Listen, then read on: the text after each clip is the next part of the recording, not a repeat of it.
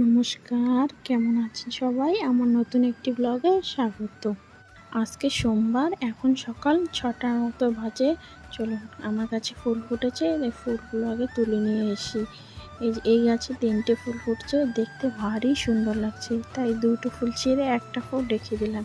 এখন আরেকটি গাছে সাদা ফুল ফুটছে, এই ফুলগুলোও আমি তুলে নেব। ঝটফট তোলা হয়ে গেছে, এখন এই গাছটার ফুলগুলো তুলব।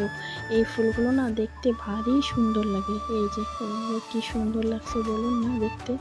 এই 2টো ফুল ছিঁড়ে নিলাম।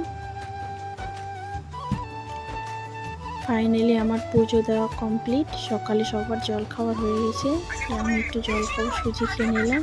এই যে এখন মাম্মা ভাত খাচ্ছে, খেয়ে ও ভাত খাওয়ার পরে ডেলি দিন একটু ফল খায়, তো এই ফলগুলো খাবে এখন।